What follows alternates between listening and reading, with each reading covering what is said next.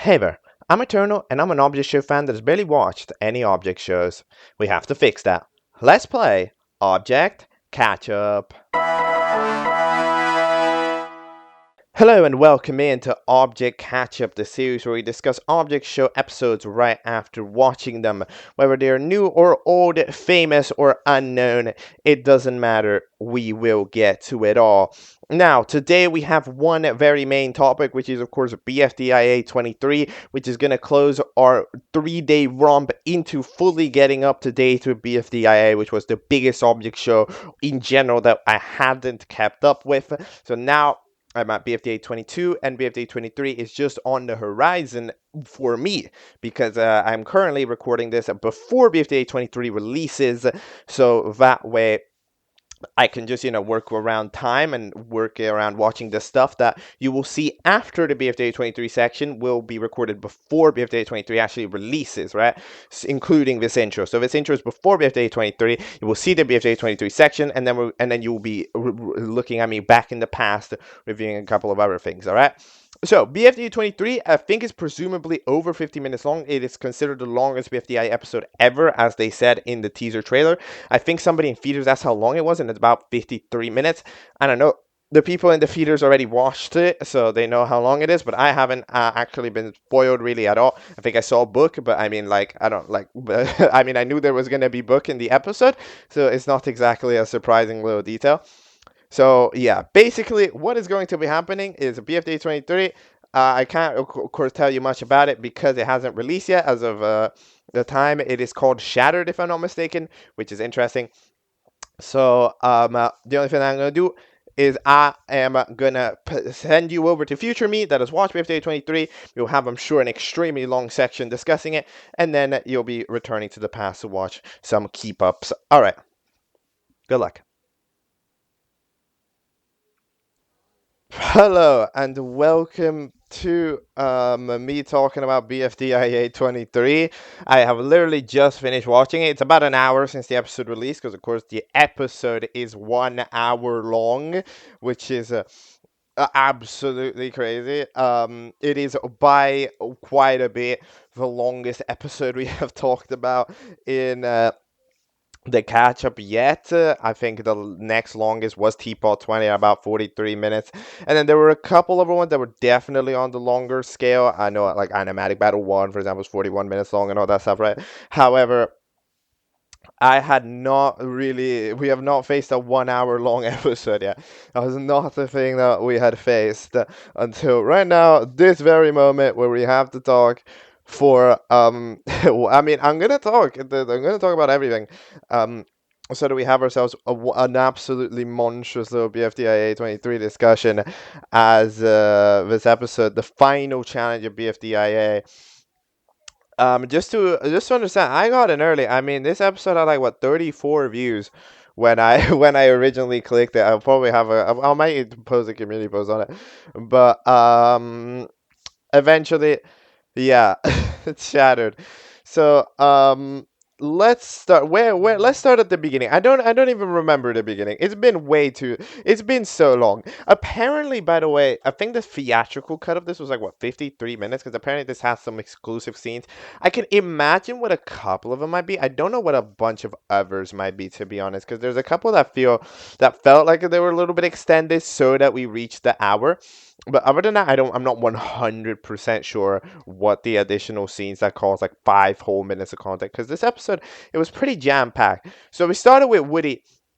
Woody ended up running away from the WTFers with Dream Island for some reason. I mean, I guess, I don't know, this season's about them, according to Pin, so we were like, all right, then. However, Corny, happens to have a crazy mech suit and then manages to get to around the forest, getting absolutely soloed by Woody. Woody gaining confidence with the mech suit, right? Which I think is like a nice little detail that they have absolutely when they give Woody. Like at the end of okay, it does sometimes feel a little bit like it's mildly repetitive-ish what they do with Woody, because they basically go, "Ha, Woody's such a scaredy cat, aren't they?"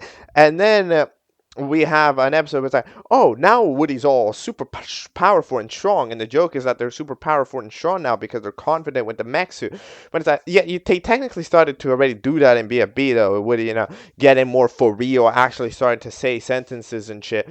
But like right here, it's kind of like, oh, it's kind of weird that we're doing that arc again. But at the same time, we're not doing that arc again. We're doing that arc before. Because remember, this takes place in the past. I'm curious if this, I don't know if they ever showed the actual date on screen. I'm curious if this takes place on December 1st, 2015, or on December 20, or on, or on December 2nd, 2015. Because the idea is that they release, like, quote unquote that month, but in the BFDI timeline, or no, or they release like each month or whatever. I'm not exactly sure what month is meant to be, but like, either way, I'm curious if it released on the second day of the month or not, or in like the actual universe. I think it's probably the first because the feeder release is theoretically the day of the episode, right? So yeah, the embarrassment serum does get actually made and ends up being an important little tidbit for the challenge, which is pretty. Which, it's pretty fun because people are always wondering, are they actually gonna do this in BFDIA? They're always gonna do it. It's BFDIA. They will make a joke, a one-liner, and then later, when writing the next episode, it's like, wouldn't it be funny if this was real? But then it's always real.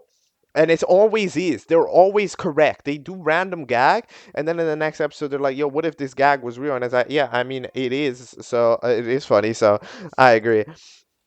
Then eventually, apparently, you end up going when you're embarrassed because that's golf ball's embarrassment serum. Then eventually, when we have the heat of the desert, we end up having a glass road, a gigantic glass road gets formed after Woody ends up flying off into space.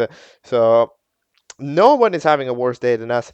Then we get to see Coiny, who is over in the lava, looking at the pin there, and they are quite, and he is quite sad because his good friend Pin is in the lava with them, and they can't really do much because for some reason Coiny does not calculate that Pin will like recovery centers. My guy, is that okay? I understand if the worry was that like you won't be able to get out, right? Because like Coiny's got the issue that like they're still going, like they're still in the lava, right? Because they're like copper or whatever, and copper is a melt or something. Even though I swear it does. I swear coins melt in molten lava. That's how like they dispose of them. No, is that how they dispose of like, the coins that they don't need or whatever. Otherwise, we end up going that Courtney's like, oh no, Pin is gonna be so sad. But then it's like, bro, again, Pin is dead. I can assure you of that. You can see them crumble. So unless the word that you won't be able to get back up, however, you're not trying. But I guess you're at the center of the earth, where that's pretty difficult. No, because you see, hold on, bro, this guy, no, you can melt. Remember the episode where they dug to the center of the earth and they fucking melted into the underworld? Right, remember that episode, where they say Pin and there was the whole story, down to the center of the earth to say Pin and from the underworld, and then you melted into the fucking bottom of the earth. You're literally at the core of the earth and you're not melting. What the fuck? What? Huh? How? What? Is Coiny supposed to melt or not? Because Coiny melted at that moment to fall into the weird world, but now you're no melting. Now no melt. Now you stay there forever. So okay then. That is certainly interesting. I mean, I do enjoy seeing it, because I do think that whenever there's an art style with the silhouettes of the characters, I think that it's very pretty, it's very fun. Then we have ourselves our logo. I forgot who the hell drew the logo, but it was a person in the art show community. Good job to them for doing it. I remember I saw like the tweet about it. They like make a show, but I completely forgot who did it. So my apologies. But yeah, Shattered, which is overall a pretty solid title. For some reason, you can tell how like they actually think about the titles a little bit more when they're doing these theatrical releases. Like when they're doing these theatrical releases, like they give like these one word titles. That's not how you tell now. Is the episode a big deal when they give them a serious one word title, and it's not a big deal if it's like the worst day of black holes. Bro, can you? There was actually a time in history when instead of alone or shattered, we were naming episodes getting Puffball to think about roller coasters. That was the name of the episode. That, by the way, which I think is quite funny. I must say that I think that is quite funny. But okay. Then the tennis ball is hanging out with Nickel. We're doing that stuff. Then we got the drill, because they're doing the back and forth. This is the scene that was teased on the Twitter with tennis ball going and then eventually the drill ends up landing on Nickel, which makes the gap even larger. It's like a they become like a ring. At this point, they literally become like a ring, like a hula hoop, Nickel. Which I mean, bro, as books, that probably worth more, to be honest. But yeah, they end up doing that. We have the HPRC. Coiney's over there in the ground. Nico gets color like Coiney. And then we end up having our Cake at Steak, which is hosted by everyone because they agreed to, not have a Leafy host. I must say, I agree. We have a lot of recommended characters. Shout out to all the recommended characters. We have a couple. I think we have like trans rights bracelet. Let's go. A couple of flags and stuff with the recommended characters, which is pretty cool. Cake and Steak theme, keeping it, not changing it. Don't fall into the temptation to change the Cake and Steak theme. I need this Cake and Steak theme to be iconic, but I need it to not change. Not even the finale. I need this thing to remain. Okay? Because it's not going to become iconic if this doesn't make it all the way. This Cake and Steak theme has to make it. Okay? It has to make it far. Because if it doesn't make it far, it's gonna be messy. Okay, all right then. So yeah, that's the Cake and Steak theme. It's very pretty, dude. Shout out to purple, shout out to the color purple. All right, okay. Shout out to the color purple. I know that we are not talking about BFDI 23 right now. But shout out to the color purple. It just makes the best gradients. The pink and purple. This background is pink. My other primary project in online is a purple color scheme. So like I absolutely make huge advantage of pink color schemes and of purple color schemes. So huge shout out to that. That's why I think this looks so pretty. This Cake and Steak theme is very nice. Then eventually everybody hosts. We end up having the Fiery Speaker Box mainly host because they're a part of everyone. And then we have ourselves some character. Well, first of all, Tennis Ball is safe. They get Spike Ball as the recommended character for the friend. Remember Spike Ball, the character got 1 vote in the freaking poll? Like, you see, this is what I mean. It's like, this is reference galore. This episode is reference galore, which I mean, obviously is reference galore because we're doing, a theatrical release and we're doing an episode 23, the final challenge of BFDIA, right? And the final challenge historically has always been all the other challenges combined. But this episode, and just BFDIA in itself, is, as I say, a constant reference to itself, and it rewards you for watching it. Basically, I think the reason why this works for BFDIA is that the show rewards you for watching it, right? Because like you will have a better time watching the show if you like look at it properly, if you remember the details about it. It's like getting hit by a spike ball. It's not necessarily that funny on its own for tennis ball, right? Because okay, they got hit by a dumb guy, right? But then it's that. But then if you remember, they remembered to put the spike ball from the other thing that got 1 vote, like that same character. And it's like, oh yeah. So that you see now you think it's cooler. So like that's what this show does all the time. It references itself and it's like, oh yeah, that thing. Then you get happier when you're properly looking at it, which is quite nice. Then we end up going to alphabetical order. Yes, by the way, yes, we reveal the votes in alphabetical order, which is very nice. I think I suggested this a couple of days ago when talking about a random show. That like, I don't remember what show it was. I'm super sorry. That like, It is an underrated method of suspense in object shows to reveal the votes person by person and then discover if they're safe or not, depending on who. And then you end up having a final two with the vote reveal, and they could be not close at all, or they could be super far.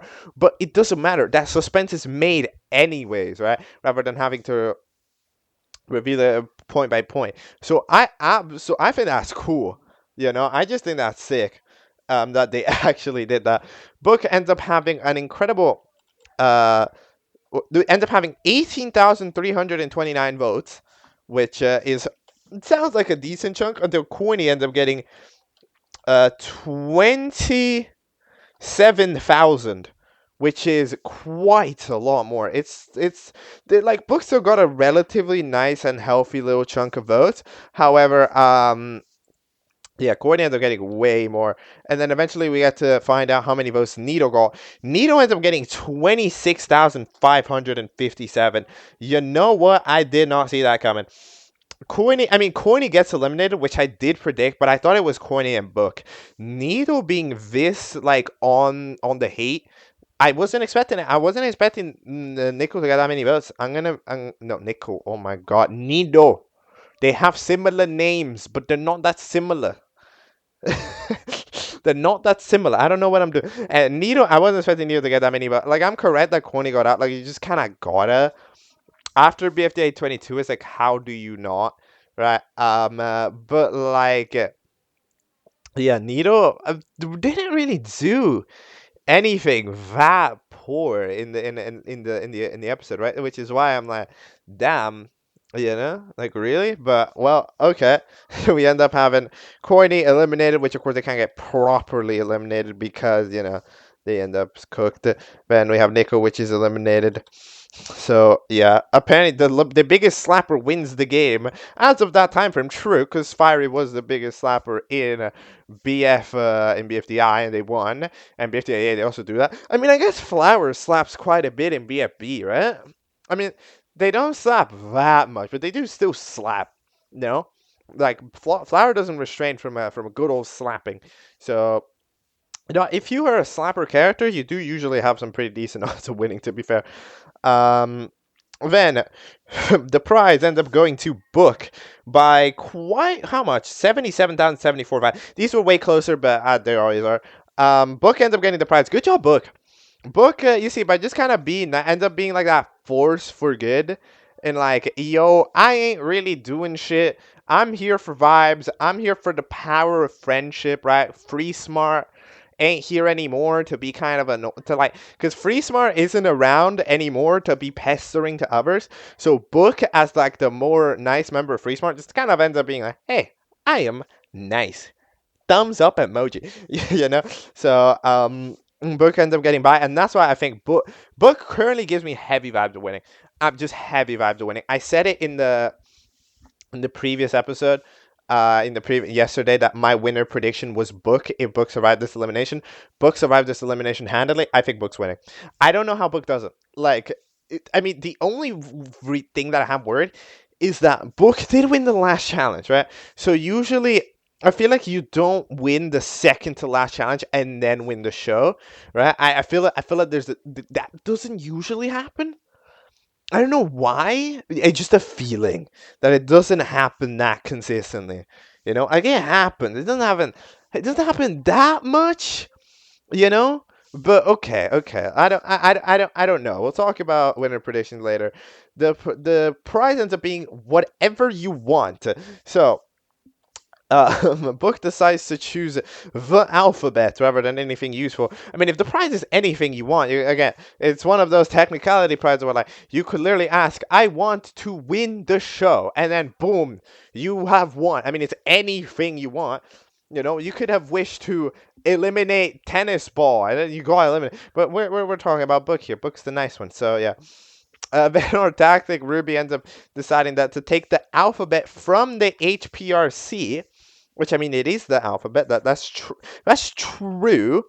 But then this gives a very interestingly random power to book now for this channel. So the alphabet actually doesn't have a big useful price because you have the keyboard to the HPRC, which means book is only book is the only person currently who can recover someone, which means that they're pure. They have all the power in the world right now. As long as book doesn't die, they have all the power. If book dies, everybody is screwed because somebody else has to revive them. But other than that, we're like, it's literally fair game. You know, nobody can die because book could just choose to not recover them. Now, there is one thing, of course, that plays heavily into everybody else's favor, is that even though this is a monumental power, it's book. It's book. Book is nice. Book is gonna play fair, so fair enough. Book ends up recovering some threads. They decide to not bring back Leafy, which you know what that's fair. And then we end up having the final three, which end up being Tennis Ball, Book, and Nido. For some reason, they don't like the final. Like nobody in the show itself is actually that appreciative of the final three. But to be fair, what's wrong with it? I really want to know. Who did the contestants want at the final three? Fries is like, seriously, they the final. What do you want in the final three, bro? What is Fries' teapot prediction? Teapot? What is Fries' BFDI prediction? I want to know. I'm curious. What would be golf balls prediction? They probably all of them would probably have themselves in it. But who's the other two? Um. Anyways, Corny, yeah, still feeling bad about it because I don't know, for some reason Corny complete has the biggest. I guess it's hard to think when you're in molten lava, but it's what Pin is dead. That means that they recover. Okay, bro. I guess you're too used to Pin having no limbs and no ability to speak. Okay, sure, fine.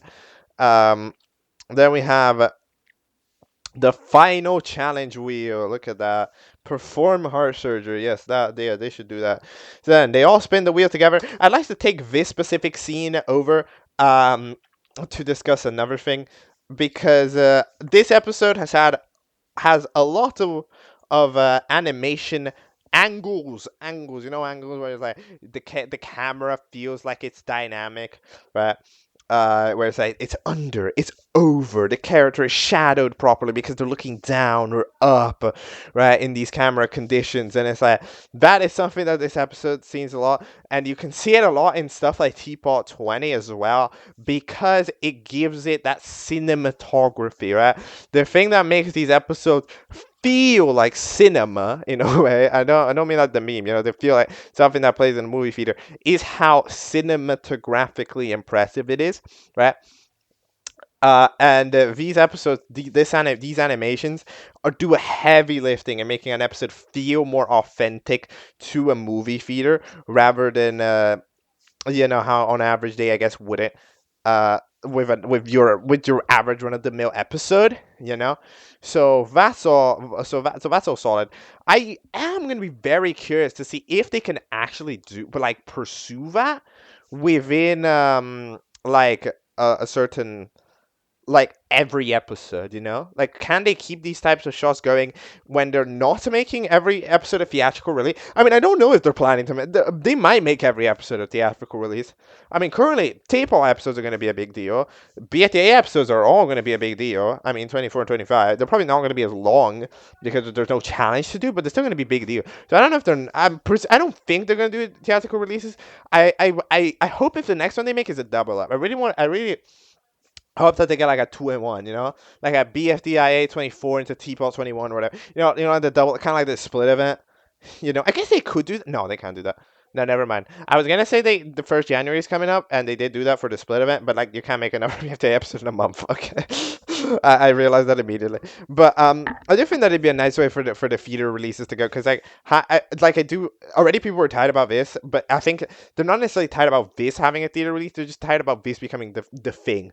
Every episode has to release on theaters, so it has to be this big thing, and there can't be no more fun anymore, right? That's kind of the thing about it. So everything has to be cinema, and nothing can just be fun gags and stuff, right? We can't have filler episodes anymore. Everything has to be freaking movie. So I think that's the concern that a lot of people have. But yeah, eventually we have the challenge, which ends up being to set foot on Dream Island, the Dream Island of course, the challenge. And everybody makes their own twist on it, meaning that the challenge ends up being to reach Dream Island, which is 40,000 kilometers away, as the glass road is, which is, that's a long glass road. So you will have to race around the glass road, and while you're racing around the glass road, you will get challenges based on every challenge, right? So then the eliminated contestant tells you to help them out with the challenge that they lost, and then they will give you a prize of their choosing, of a choice. And then as they do that, they end up friggin' giving them a prize, and then eventually the first one to step foot on the island wins. So that means that Book is now, of course, realizes the accidental power of having that alphabet, which, yeah. And then in the meantime, the first the recommended contestants end up helping out by bringing the LOL over for, all the people over in the LAL. I like how, oh, dude, I really like the shot that transitions into the intro. Oh my god, bro. That shot of the character getting all charged up, and then the intro plays, just like, that was a fun gag. But anyways, we have talked about the first 11 minutes of this episode for about like nearly half an hour. I will definitely start going a little bit faster. The first challenge is tug of war. You have to tug the string all the way to the end. So that's interesting. Nobody actually ends up, I guess, holding on to the rope that much because, there's not too much to say about it. Then we have to make yo-yo stew. Yo-Yo Stew ends up having. Oh no! Wait. Oh, but what? Book stores the freaking rope in the background animation. I didn't even see that, bro. I didn't even see that happening. Wow, that's crazy. I did not even see that. In the meantime, a tennis ball is cooking because that's one of the million things that they can do. Nito just goes off to run to Yo-Yo Land because like that's what you do. Yeah, that's what Nito does. Nito ends up taking massive advantage of the capability of running. Nito's the fastest runner, and that absolutely helps. Then, by the way, oh my god. Oh yeah, this scene. Yo-Yo Berry, the recommended character, deserves themselves to Book, being like, hey, you need me? And then Book is just murdered. Oh my god. Look, I mean, look, we got Yo-Yo Berry into the big stage, okay? Is that a Michael voice? Who did the Yo-Yo Berry voice? I don't know. I have no idea. I'm sure the credits say it, but I can't. Hold on. Do I know? Is that wait? Because the only thing that I find a little bit interesting is how like there is the freaking like new voice that apparently Michael was debuting, but I guess I don't know if it's for this episode. Like maybe it could be. I don't know. But anyways, then we have Book tries to serve it. It doesn't really work. Uh, Nito freaking yeets the stew away. The stew ends up dropping down, and then Tennis Ball wins anyways. Then they end up having the island chunk, which ends up acting as a pretty good vehicle. They go wow, wow. Then they have to destroy bugs, right, for the next part of the challenge. Then for some reason Nito is quite mad because they broke the contract. You broke the contract. You technically hurt them, not in the chat. I mean, okay, getting out of the bottom of the ocean of the world is kind of difficult. I agree. I agree that it is a complicated thing to do. Yes. However, no, yeah, I mean, you got it on a technicality. I know that there's a no loopholes policy, but like it's not technically a loophole. You just didn't do it. You just really didn't do it.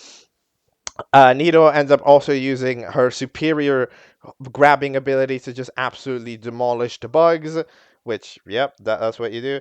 Titty's reward is to just freaking yeet Nito over, which is an interesting reward, but I mean, I guess I don't know what else the teardrop was gonna was gonna give them as a reward. But yeah, Nito's superior athletic ability shows hard in challenges like this, right? Like heading into the finales, like the fact, like generally, in a way, like they were right about Pin in this terms that Pin was the biggest threat because of her mobility, and you can tell that when she's gone, Nito just becomes kind of a superpower in terms of mobility, because she can kind of get to things, where most other people just can't, right? So Nito can just speed run past rather than other people who just cannot run as fast. Book and tennis ball just cannot go as fast, So yeah, freaking tennis ball driving along the road. That's fun. There's a lot of goofy little gags. However, Nito ends up getting stopped by some annoying challenges like a build Dream Island. However, Match, of course, doesn't like any of them. Then eventually we end up having the realization here at this challenge that it is in fact possible to skip challenges. That is not a thing that nobody understood for some reason. Um, this is a thing that, honestly, this is a writing quirk that they do in BFDIA quite a lot. Like, you'll notice how they do this quite frequently. It's like the initial segment of a challenge is usually misunderstood. Like, I'm especially thinking like for like the beacon challenge, right? Where they go, oh wait, yeah, we can just turn off. Like a lot of the time, we're not thinking about some crucial details at the start, which in a way, I feel like this is one of the methods that they use to try to make this authentic. To try to make these characters feel authentic and say, oh, they don't just understand the explanation they heard once. You see, they didn't understand. They had to be dumb a little bit, and say, it works. This is a writing tactic that I'm sure that they use very willingly. And like, I go along with it. Hey, it makes it feel more realistic. It does. They do very constantly do this, and it's very everyone at the same time. But yeah, that's true. Eventually, they all end up making some islands, some dream islands. Then we have the challenge of reach the summit of Yo-Yo Mountain. The tennis ball has to be one of the most random people ever. Because, okay, now, the thing about tennis ball that gets me wrong, okay, is that, of course, later on in the episode, tennis ball has the whole discussion or whatever. It's just that tennis ball's like, I'm not a villain, okay? This is one of the big debates of the episodes. Like, is tennis ball evil? Is tennis ball the bad guy, okay? And it's like, I don't think playing villainous doesn't make it villain. But I think like tennis ball is is truly unnecessarily boasting. He's a very boasting character. For some reason, there's something about him. They just boast, you know? It's like, okay, sure, you can try to get farther in the game at the cost of others, but like sitting there and going like, haha, Needle, you see, I made it to the top. Isn't it so crazy? You will never be able to do this without this Everest crystal. OMG. It says, please. Now you're the villain. After you say that, you're evil. After you do that. That is what sets me into like you being a villainous character, because it's like if you're playing for yourself, that's cool, but that's what maybe that's what you got to do. But why do you do that and then boast about it to the other people who are also doing that? That's not gonna help you in the game. You're not getting in their heads. You're just wasting time. That's the thing about that. That is the thing about tennis ball that I don't get. Is that in my opinion is the deal breaker, rather than just, oh yeah, tennis ball tried to murder everyone that one time. Like, look, that wasn't even tennis ball's idea. If that was tennis ball's idea, then maybe sure, but that was Leafy's idea. Blame Leafy. At the end of the day, look, one thing that we can all agree upon is everything in the BFDI timeline it's always somehow Leafy's fault. Everything is Leafy's fault. Whether it's one doing whatever, BFDI, BFB, BFDI, it's all Leafy's fault. It's all Leafy's fault. Which is great. Then we end up having the crystal, which is doing all right. Then Nito gets a little bit of a song and dance from the Meaty episode with Pop Ball, because again, we're of course going to be doing a lot of references. Look, reference away. like sometimes I can like in a way you can consider it bait. Like, oh, this is nostalgia baiting. But you know, which okay, true, correct. But at the same time, look, we're getting there. We're getting to the end. You know, episode 23 is the episode kind of like BFDI, where it's that final challenge, right? Where you do all the challenges combined, then we reference everything. We have all the characters that we liked, all the scenes that we write. You know, you get reference to those, and then you end up having everything happen again, right? But then it's like, do that. It's the final moment. Feel free to reminisce. When it's the final challenge of season, feel free to reminisce, and then 24 and 25 can have its own unique ways to finish, right? And that way, BFDI can finish in a unique way. BFDIA can finish in a unique way. Like the challenges can end off uniquely, however, still have their own like segment of just being like good stuff. Having that remembrance moment that's iconic between them, yeah. But anyway, yeah, no, they do not end up climbing all the way to the summit because that does in fact take a while. That's fair. That's fair enough. Neither just runs underwater because you can do that. Have the crystal area, which is very good. Oh yeah, wait. Oh no, Rocky speaks. Wait, is that the voice? Is that the voice? Wait, hold on. Wait a minute. I can't read it. No, because I'm trying to read it small. Who voiced Rocky in this episode, bro? That's a great question. I don't know. But crazy. You actually got to see Rocky talk. Everybody was shook by that. But yeah, I mean, either way, Nido ends up skipping pretty much just everything. Just kind of skipping as many things as possible. Book ends up winning the challenge for match, which is pretty nice. Then the prize ends up being wheels. Yeah, caveman style. Nice, good stuff there, match. Yeah, Book ends up getting a couple of prizes which aren't that helpful. I guess I guess in a way it's kind of the roulette, right? That you can face. Right? It becomes a little bit more complicated. Tennis ball is dead. Then Book recovers them, which is quite nice. I'm surprised the flower actually cranked. Because I thought Flower is such a random case. Flower rejects everything until no. I don't know. So, you decide being on the duty. Nobody's making you. It's not the fish. The fish monster is not gonna eat you. Book asked you. You said you didn't. You didn't say yes, but you just did it anyway. Like you're being super. Like, hold on. Or why are you listening to Book? Like, I thought you weren't doing that. I thought you were alone. I thought you were a lone wolf, a lone shark, powerful being, entity thing, right? But no, apparently not. Apparently Leafy is actually gonna help, but yeah. Then Tennis winds up running back away. We have the ice cream challenge where it gets skipped. Then I love the reasoning. Puffball's gonna be sad if we lose the challenge. I mean, yeah, that's Book's reasoning. But shout out to Book, bro. Shout out to Book for being nice. Playing nice. Everybody else just sort of meanied their way out of here. Book by just kind of not meaning makes it. I don't know. How does Book not win, bro? I'm trying to calculate in my head. I don't know. I feel like Book wins, but whatever. We end up having some stuff. The LOL ends up recovering with wheels. Oh yeah, and then we have okay, and then of course the BFDA 5 scene of them recovering.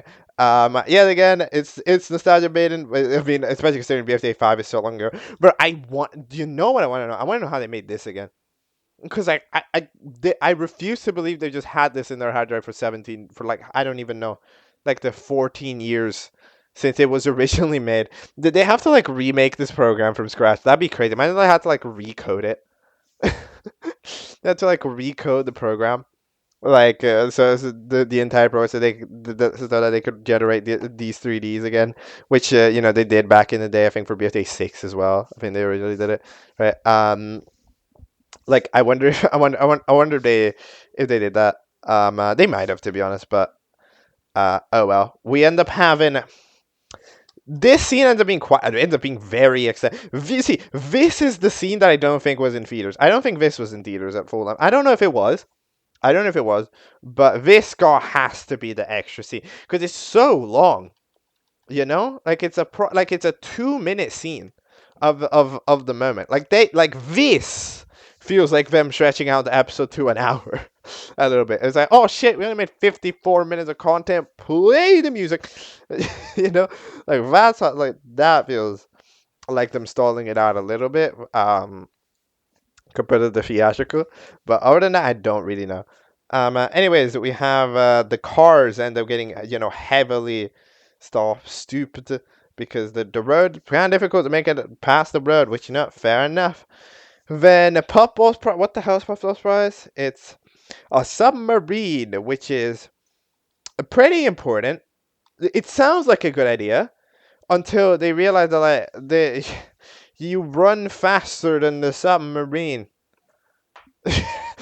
Book literally runs faster than the submarine. And look, maybe Needle can just breathe under. Can Needle breathe underwater? I don't remember if you can. Because, I mean, I guess you could if you did the run, but no, you couldn't. Because remember that challenge, like the BFDI 9, right? Where they ran out of air underwater, so we're trying to give each other air or whatever the fuck, you know? Um, but then they got filled with like cornflakes and they all died. I don't remember what episode. That was the episode where they're selling ice cream. Right? Was that like BFDI 10? I think that was 10. I mean, it's got to be around then. It's got to be around BFDI 10. But yeah, like roughly around that episode is when they freaking did the thing with the scene. So yeah, then we end up having the freak. And yeah, so I'm sorry, I forgot to actually close out my statement because I just completely forgot it. Yeah, so like Needle can walk underwater now. I swear they couldn't before, but I guess they can. Oh well, that's all good. Then we have our next scene, which is okay. It's a mild gag right here for the couple of seconds. Where in the car's grandfather clock and then metronome runs after them after Needle throws them away. This is a big deal, actually. This is technically a big deal because, of course, if you don't know, grandfather clock and metronome is the series that they did in the shorts, right?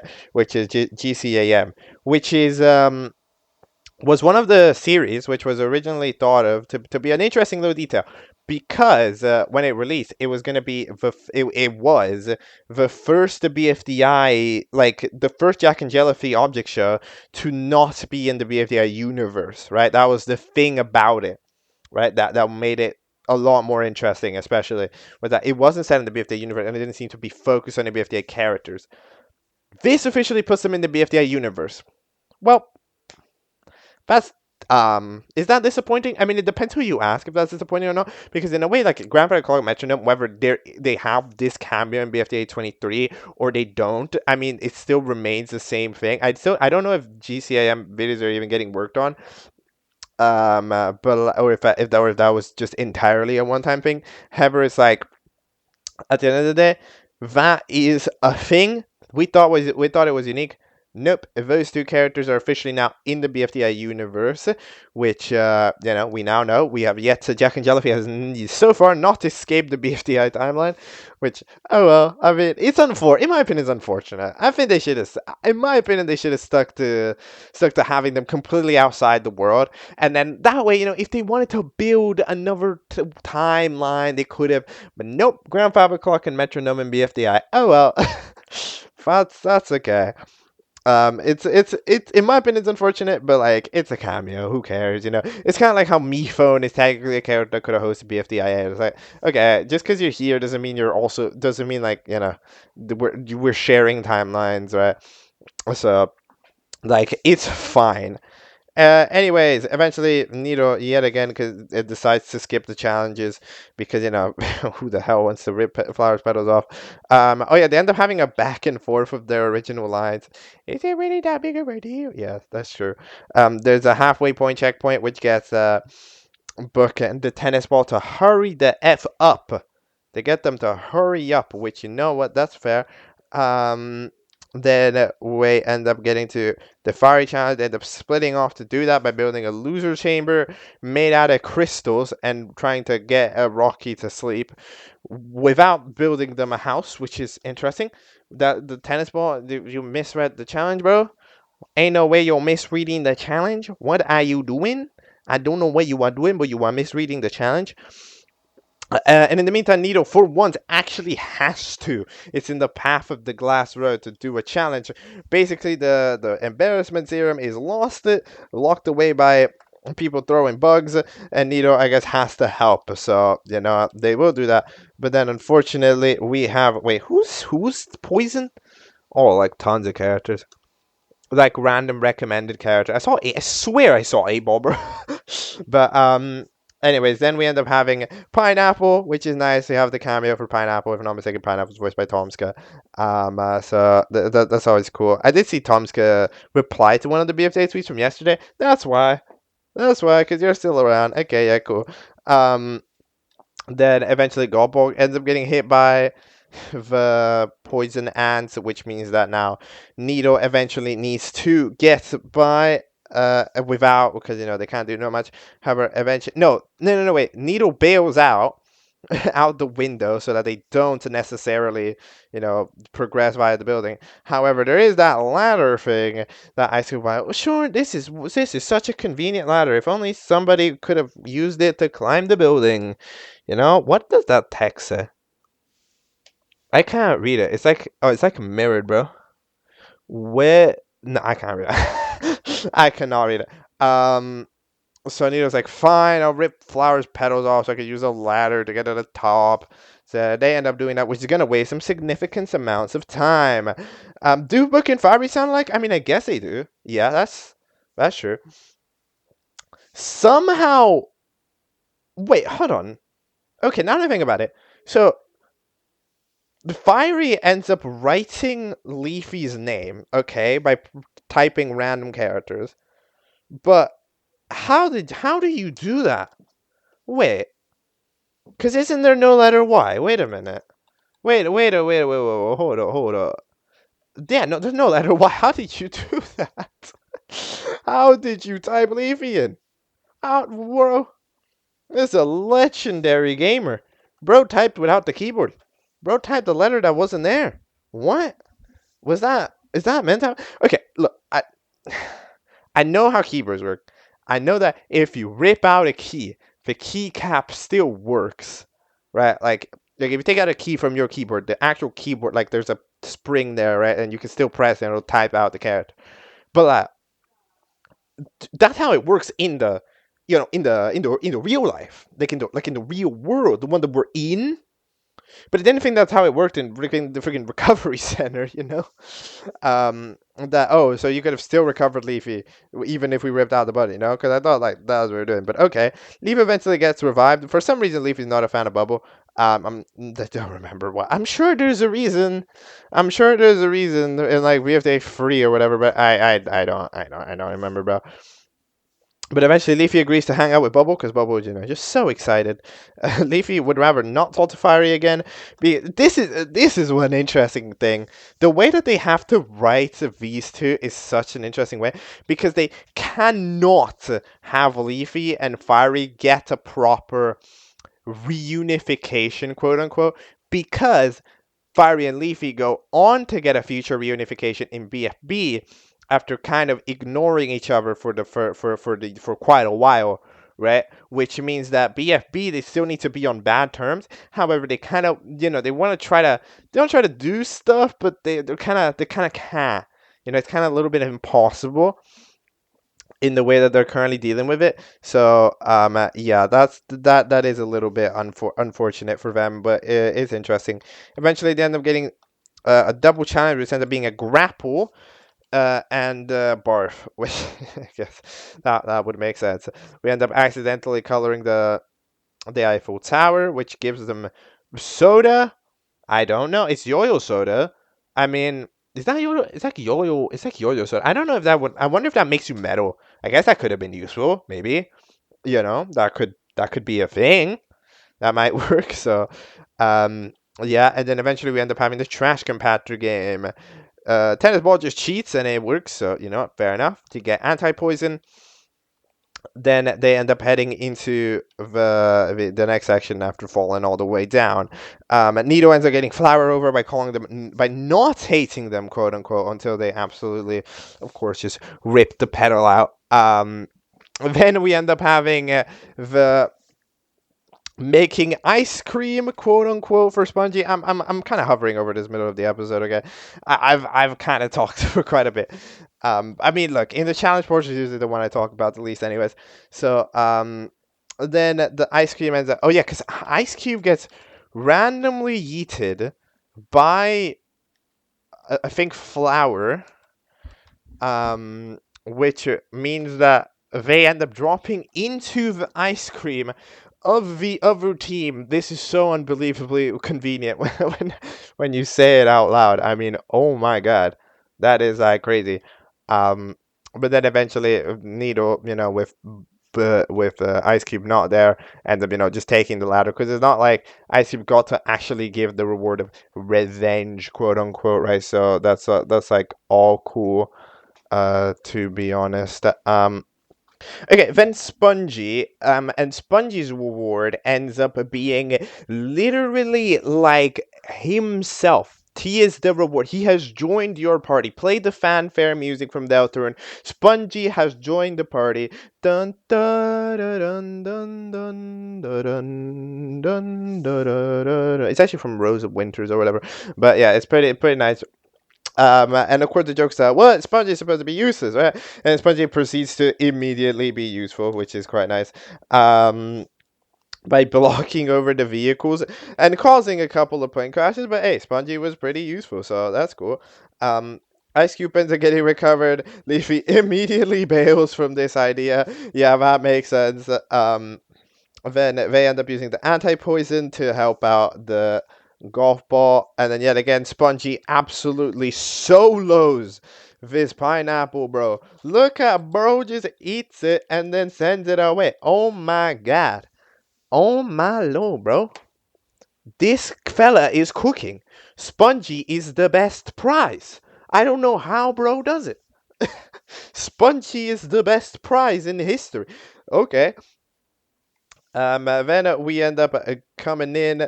Book recovers Needle and Tennis Ball because yet again, they're nice.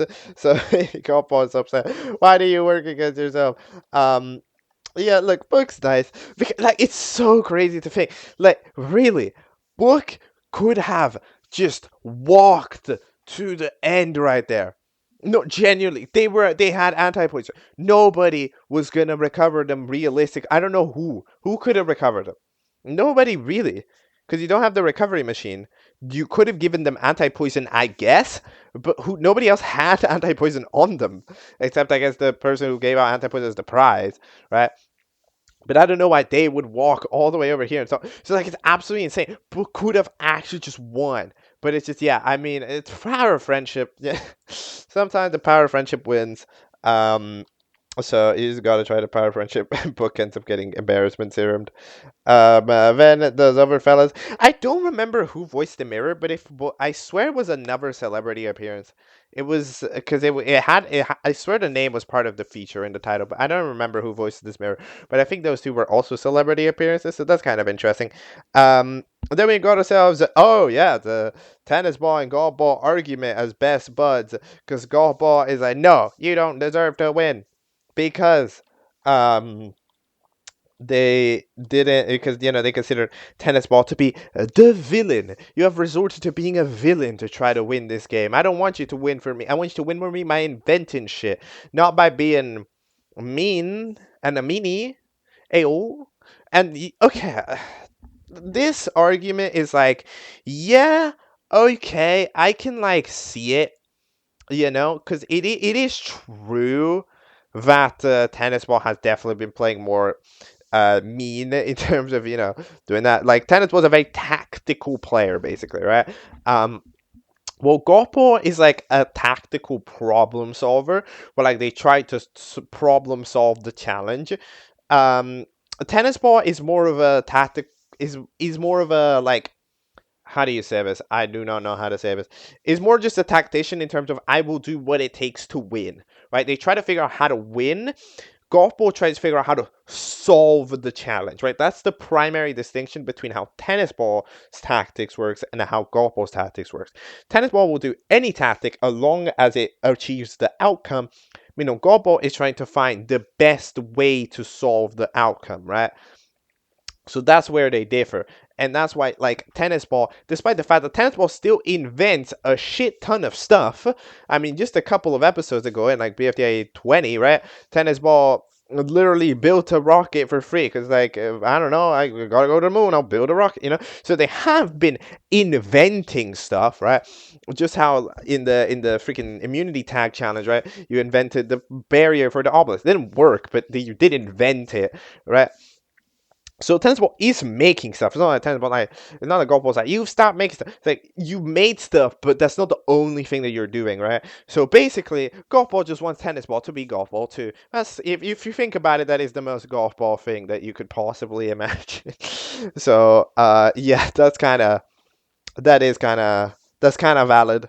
But yeah, yet again, I've talked about it a little before. I'm just gonna reiterate it here because why not? Yes, tennis ball, in my opinion, is a little bit villainous because they rub it in. They rub in any success that they have, any invention that they make. If they didn't do that, they'd just be kind of like Nito. They play for themselves, but they're not necessarily superbly mean, right? Episode 13, explore the unexplored or dive into the underworld. Spongy ends up getting left off here because you end up coming in for the Spongy and wanting to go to the underworld. Apparently there's a house over in the underworld, so that's pretty cool. But we end up bouncing up with Book, which ends up apparently shattering the glass road. But no, not really. What? I don't know what happened there. I was lost in that part because first I thought, oh shit, the glass was gonna break, it's gonna fall, or whatever. No, it just broke, but then it did it. It didn't break. It's like AI when it breaks something. That it was broken for the scene where Book shut up, and now it's perfectly safe when tennis balls around the right. What? Where did the break go? Where did the thing broke? But how did it break? When did that happen? I don't know. But okay, then yeah, tennis ball for the rest of it just started to be like, am I a villain? Ruby's like, yeah, yeah, you are. But anyways, go do my challenge. So the bunk bed is somewhere. This is where the Ruby sisters have been chilling, apparently, because they left the WTF for some time. I guess they were considered pests, right?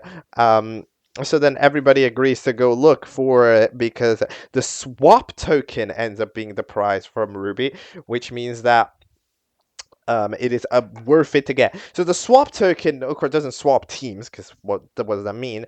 But it simply swaps where you are, like your position, to another player. That is what it does, which can be very advantageous if you are behind, right? Because you can simply swap out with somebody else, and then swap out with first place, and then boom, you're in the lead. You gotta, of course, be very careful about when you use this, but it could be a potential true game changer. So yeah, fair enough. They all check. Ruby sisters end up all falling down. Yet again, Book saves Ruby. That's gonna get him some additional points on the niceness scale. I'm telling you, Book. Who's number? I mean, I don't think there's anybody number 2 in the niceness scale, but Book would be up there. Book would be up there in Leafy's niceness scale. I mean, of course, Leafy's niceness scale makes no sense because everybody, oh, well, actually, that one time you did what you would, and then the reason makes no sense. That's why I just yapped, right? So, yeah. Eventually, we have the bunk bed. Tennis ball ends up getting it. Bommy's challenge, he gets helped out by the thing. It's like a birdhouse. It's by the duck. The flipping duck fella from everything. We have an interesting ancient script. So the Yoyolian, I'm sure. I wonder. Somebody must have been nerdy enough to do this, right? Okay, I'm sorry. We're talking about BFDIA here, right? I haven't checked if they've done it. We're talking about BFDA, the show that randomly spits out random rocks and and atomic concepts and spatial concepts just because they know and they're nerdy. Like, they're exactly the type of people that would invent a conlang. A conlang, if you didn't know, is a made up like language or a made up script, right? So it's that I'm sure that you can manufacture yo-yo language. I'm telling you. I'm sure you can if you try hard enough. But anyways, eventually the train goes over, which massively, of course, helps out Book. Everybody skips out on challenge 16. I mean, Book really can't do it. And Tennis Ball has the swap token, so it now becomes unadvantageous to not be in the lead. Um, and then Pencil tries to desperately stop Needle. And then we have, of course, a scene that obviously baiting for Teapot 20 as well. No, not for Teapot 20, for just modern Teapot. Because um, you you can have allies, have friends in the game. You're doing fine on your own, but wouldn't it be great to win with friends? Oh my god, bro. Pencil, like that is the crazy line.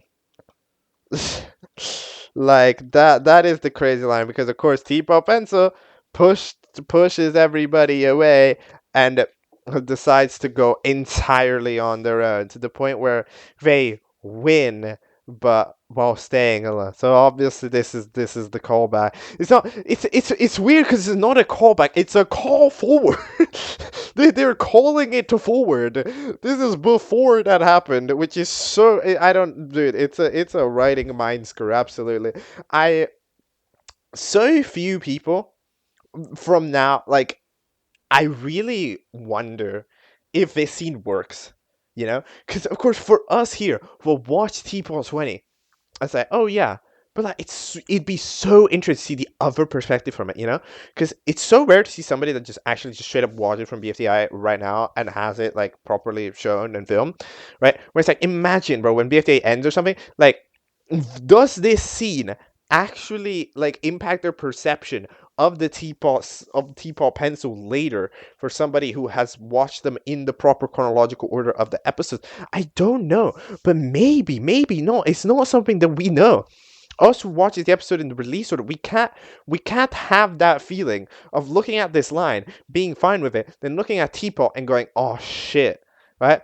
This will only ever be something like we have a special experience for knowing that, but any new viewer will also have his own special experience in this same way because of these reference lines, which I think is very interesting. As a very interesting little detail. So yeah. Anyways, the idea is that you get a ride. We get a ride in the super van after completing the easiest task of all time. Then the challenge is to be your truest self.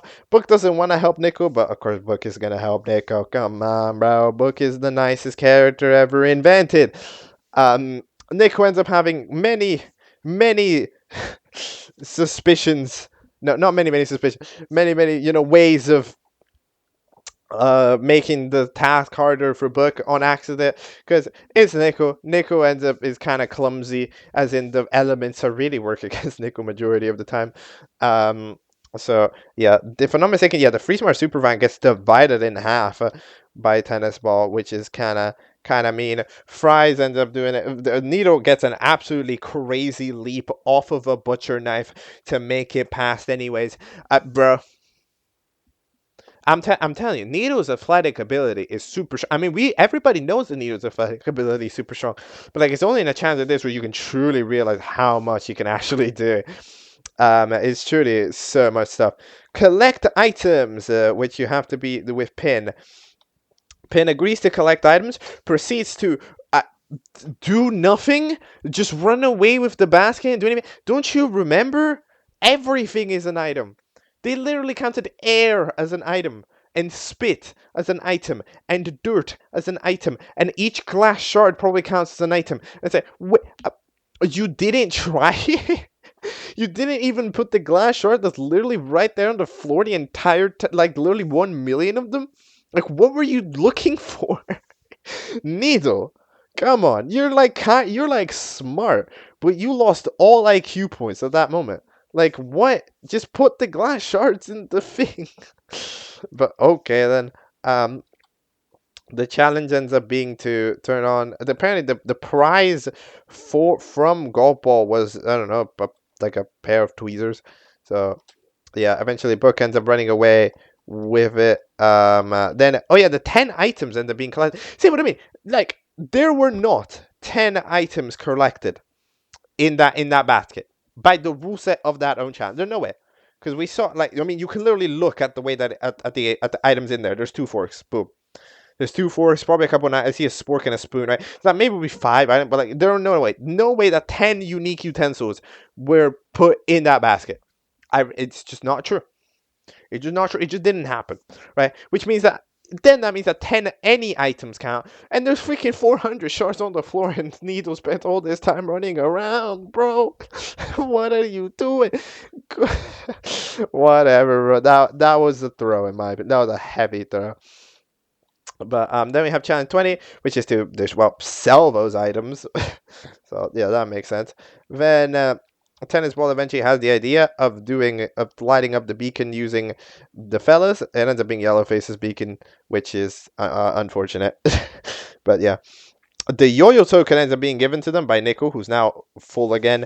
Apparently, it can warp time and space. Yeah, I'm sure. I'm sure it does. This is Nico heavily trolling, but I appreciate some trolling from time to time. I really do. I really appreciate some trolling. Then they sell. Oh yeah, Tennis Ball sells the item to Pin by sort of distorting them as half limbs. So now Pin has a little bit of limbs again, which is quite nice. Shoe with a sprout. Great reward. Great reward. Truly lovely. Then we have ourselves this channel, which is great. Channel episode 21 is grow yellow tomatoes. Then yet again, Pin is having the same debate that they kind of had with Coiny, right? Don't help me. And Pin tries to rage bait as much as possible. Like I'm sorry, it's what it is. It's like, yeah. Oh, help me! No, don't help me! Don't help me again! No, don't help me! Oh no! Oh, yes. And then eventually, after you do that enough times, it's like, whatever, you're useless. So then Book actually skips a challenge, which I know, right, kind of crazy.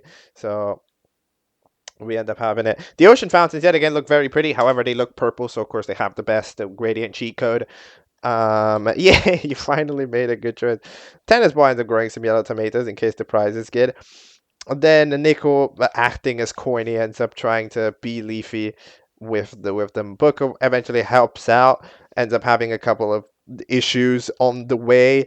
They accidentally used they used the yo-yo token for some reason. Right? Wait, what did it? I used my yo-yo token. That to do what? What was the plan? I don't know. I mean, you don't know how to use. That's crazy. No, I'm sorry. What? Dude, some of these decisions in the later game. What? Like, I'm sorry. What are you doing? Hold on. What was the idea? Like, Tennis Ball comes in, uses the yo-yo token. What? Just TPs to the finish using transporting time? I thought you were extremely didn't want to mess with the yo-yo light. I thought that was like one of your big, tennis, maybe golf ball is right. Maybe you are screwed. Maybe golf ball is right. Maybe you have truly thrown all scientific measures out of the window to win.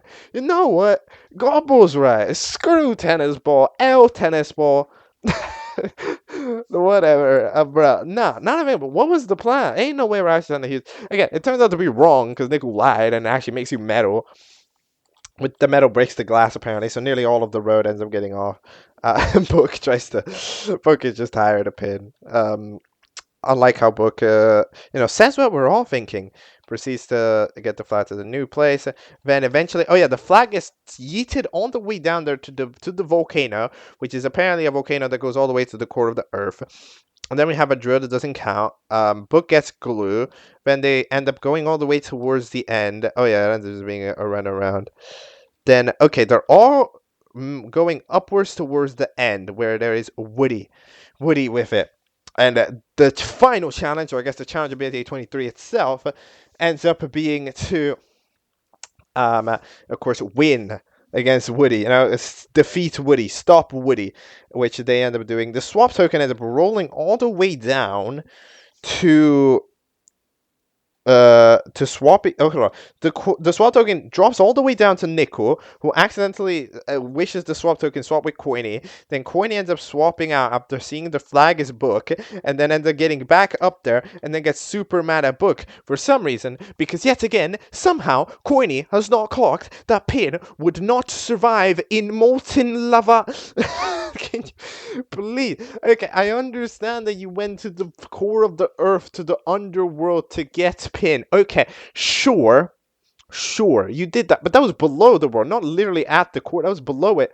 Like, what in the... Oh my god, Coiny. I'm telling you, bro, the decisions made in this later game are not making too much sense. The moon looks extremely pretty. The sky looks extremely pretty, as it does, of course. Even in Teapot, like stuff that we take advantage of it being extremely pretty. Book ends up taking the measures out of the fellas.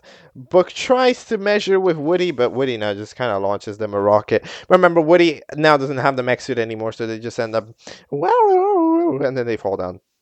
So, yeah, that was a great performance. But then Needle and Tennis Ball are fighting for it. Tennis Ball tries, however, ends up being a little bit more complicated because, you know, Needle has extreme athletic ability. However, Tennis Ball is just kind of heavier overall. So, yeah. However, then the rope gets tugged. You remember that one rope? Dona is extremely shook by that. So then their prize is to freaking knock the ending over so that Dream Island rolls down. There's no way that was the plan. I cannot, there's no way. I don't know what I refuse to believe that's actually just what the prize was. But okay, Dream Island is coming in. So they are trying to get it. Then Corny arrives in with a drill, with an absolutely crazy facial expression. That's a reaction gif for the image. Somebody got to make it. Comes in with the drill, aims it straight at Book. Everybody's like, oh shit, it's going to happen again. It won't. He instead shatters the glass. And then we have the name shake of the episode. Shattered. Oh. Because it shattered. Oh my god, that's crazy. And then we all drop down. Everybody, of course, we have some baiting, thinking Book's dead from getting shards within them. Yet again, Needle and Tennis Ball are debating until Book eventually is like, I win. And then gets super excited about it. So Book ends up being safe. And then is all good. Look, I didn't have too much to I don't know. I don't have too much to say about these endings, to be honest. Over the, like, because, you know, it just kind of happens. I already sort of mentioned it while talking about other stuff. Yeah, Book ends up winning. Tennis Ball and Needle are just kind of too worried about each other being smart that you kind of forget about Book. I mean, okay, to be fair to them, Book looked pretty fucking dead. I'm not gonna lie, like, both from our end and just from a general end, the fact that Book's alive is kind of whoa. It's kind of wowie.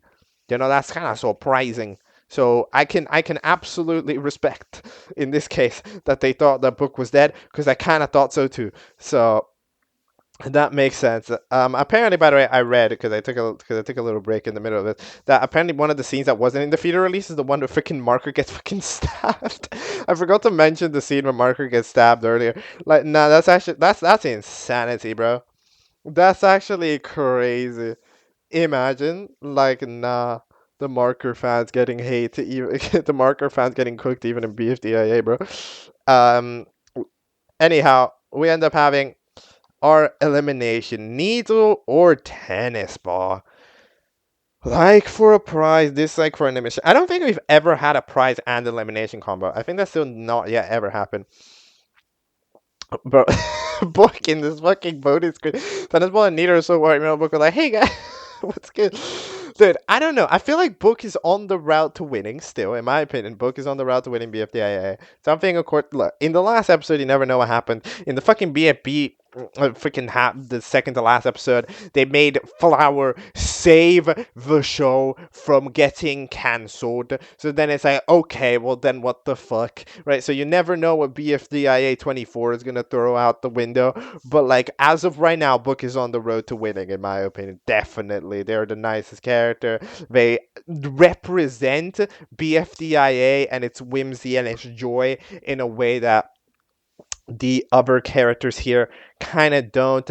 Tennis Ball, like, both, like, while Needle and Tennis Ball are at their peaks here, Tennis Ball is also extremely important to Teapot. So it's like, well, you know, Tennis Ball is already important in so many seasons that it doesn't matter. And while Needle is important here, it's more as a tactical player. Needle's still kind of okay in other seasons. Book is like, Book kind of deserves it for the right now. because we know what book becomes. I said this yesterday, but I'm gonna say it here because we're at the current moment, and I still feel it's accurate. Book deserves, in my opinion, to win because we know what book it becomes, right? We know what book becomes in BFB. People don't like book in BFB. People don't really like book in Teapot, right? They're just kind of mean. They don't really make a lot of sense. They're extremely stubborn, right? They with the whole taco stuff. A lot of people think that book is one of the worst written characters in my opinion, and I have to agree in BFB. And partially in Teapot as well. So even if book is in Teapot, it's a completely different book that people kind of don't like that much, right? So it ends up being that this is peak book. This is the book that is nice. This is the book before chaos. So we're not getting this book back. If this book is going to win, it's going to win here, right? Whereas Needle keeps being Needle, right? Whether it's a teapot or whatever. Tennis ball kind of keeps being tennis ball, right? Book will change forever. So we have to make book win now. That's my thesis statement and why I think book should probably win. Book wins, represents the season in the best way, in my eyes, right? Because it's a joy and whimsical season for it, and it's won by a joy and whimsical character, that just represents the show and what it's all about, right? Because there's so much friendship going on and it's so important in BFDIA with Free Smart, Woe Bunch, right? All like the tennis golf ball, all like so many friendships, and this character that just kind of friendship express, it wins it. It would be fair. So in my opinion, that's why I think book should win and is on the route to winning. But in this elimination, who's actually getting out? I don't know. It's tennis ball. I think it's tennis ball. Because it's gotta be. So no, I think it's gotta be because of course tennis ball has a whole "Am I a villain? Am I not a villain?" Yeah, you can feel pity because tennis ball is got more didn't call someone out more than they got called out. So yes, they could be. However, the fact that they got called out is that I don't know, will they agree with what Gopal said, or they feel bad for what Gopal says? That's not true. You can either are the viewers going to agree with Gopal or the viewers going to disagree with Gopal? That's the debate. However, I think that Needle is fine. I think that Needle is fine. I don't know, because tennis ball doesn't get that many dislikes, but that's a debate. Man, this is a question. I think Needle survives, though. I don't know. I don't know what it is about it, but I think Needle survives, especially with the scene with Pencil. Especially with the scene with Pencil, Needle starting to understand a bit more, being like, hey, and Pencil making Needle learn a little bit, making Needle understand a little bit, right? It means that Needle is getting a little bit of a niceness arc, and then we end up having a nice final to a book, right? I feel like tennis ball, tennis ball is gonna be thinking about it and everything. Golf ball doesn't change their mind, and I don't think that we're gonna see that. Yeah, we wouldn't quite see that. I don't know, man. It's oh gosh, I think tennis ball's got to be out. In my opinion, tennis ball's out. Tennis ball's out. We have the final two of Needle and Book. In my opinion, it only makes sense for tennis ball to get out. You're super important in Teapot as well. You're just an important character in general. Needle and Book are side Teapot characters, absolutely, which means you make primary characters in your own season. That's kind of, but that's just the thing, right? It's kind of Leafy and Fiery are very important characters in the BFDI original, and then they take the side step in a series like BFDIA or a BFB, right? You take the important characters from one season, take a side step in the other. If Tennis Ball makes this final too, then that's weird because that just means that they're important in twice, right? Which hasn't ever happened. So in my opinion, Needle and Book represent the BFDIA finale the best, and I think Book represents the BFDIA winner the best. And that's the episode. Do I think it's good? Yeah. Do I think it deserved the theater release? Yeah. Do I think they should do more of it if the episodes are good? If the episodes are like this, yeah, sure, they can get theater releases. They just shouldn't make episodes this grand all the time, because then it's a little bit exaggerating, Pin correctly, at least Gage is going yo, what the hell is going on, bro? Because bro, you thought I wasn't gonna be dead? Anyway, Michael doesn't debut a new voice other than Grandfather Clock. They do debut the voice of Grandfather Clock in BFDI, so I guess if that counts. Oh yeah, Gelatin has a new voice actor, by the way, in T-Pod 20, which I never actually pointed out in T-Pod 20 because they had one line and I didn't realize. But in this, you can realize it's the type of thing. It's gelatin. It's gelatin coded, right? It's not Gelatin's voice directly, right? Like it's not a perfect voice match.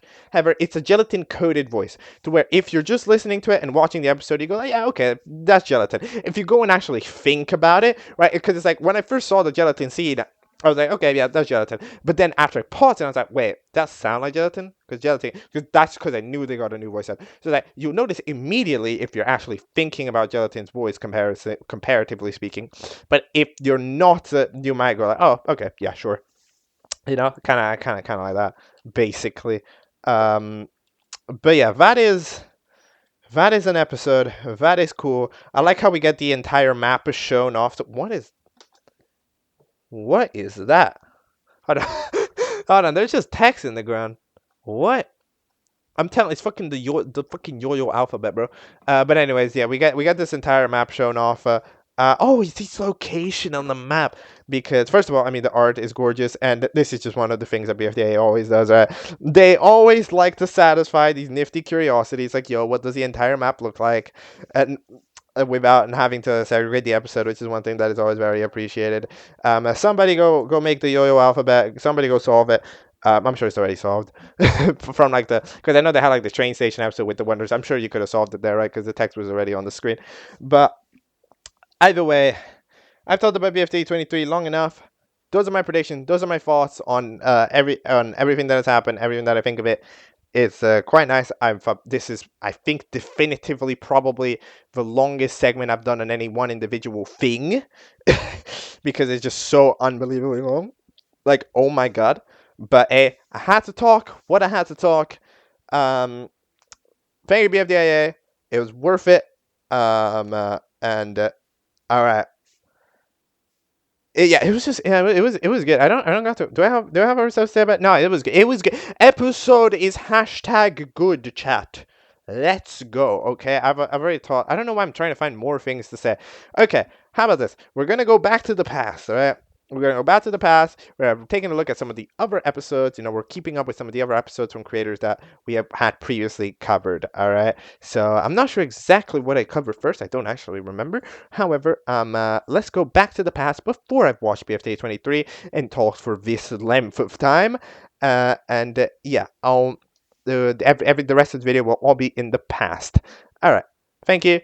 Let's move on now. Hello and welcome back to the past. So, this is back to the timeline where I've not actually watched BFDI 23 yet, but today we are also going to be keeping up with a couple of the creators because it's been about 4 to 5 days since we've actually watched any creators that we were subscribed to, that were keeping up with their shows because, of course, of the BFDA ROM, but then we also made an episode of Road to MCS, which we will probably be doing another day or two special about because I gotta get to MCS, But either way, we will be doing that in due time. However, for now, we will probably be doing some keep-ups on other creators. So, we're going to be starting off here by watching Object Shmobject 10, all right? Because a couple of days ago, specifically, if I'm not mistaken, episode 38, we took a look at Object Shmobject 1 through 9. It's a little mostly joke series with episode times around a week roughly around a week per episode. But it had some cool designs. It had some interesting jokes and stuff. Just a reminder, we're at the final two, which were Lego and Sparkle. The votes were getting heavily rigged by the fact that you were allowed to vote multiple times. Let's find out who ends up being the winner in the episode called One Final Shmob, released 4 days ago. I think it released either the day or the day after I originally took a look at Object Shmobject. So, alright, let's go. Let's watch it. Let's talk about it. Hello, I have just watched the Object Shmobject, the finale, One Final Shmob. So, this is interesting. We end up having, of course, a little bit of a staller. I mean, this episode is very stalling, as finales kind of tend to be, right? Because, I mean, when have you seen a finale, that, doesn't try to stall itself up a little bit because it's like, all we ought to really do is show votes and then we're done. But we kind of want to keep it moving because the finale, right? And especially since the host hasn't historically let their characters speak very much, it ends up being a little bit weird. But we do end up letting the characters speak a little bit. I like how Emily has recommended like everybody. Thank you, Emily X by 3. Um, then we end up having the contestants. I think most of them end up choosing Lego because it's, the choice that makes sense. Lego is definitely the favorite in every single possible situation. I mean, like, no, no, yeah, no, Lego's just the best one. Like, as far as the better choices, because yet again, I mean, it's like, when does a debutante ever win? Pretty much never, right? It doesn't feel correct, especially in the way that Sparkle hacked votes to win the debut anyways, and then hacked like 4,000 votes or whatever the hell to like win. It's like, okay, all right, bros, all right, broskis, like. It ends up being it doesn't feel very right, and most people agree, including Jiggy or whatever.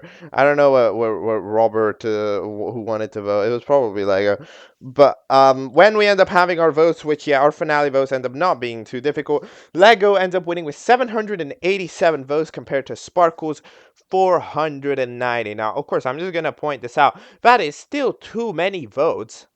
Like, yet, like, that is still an amount of votes that's too high.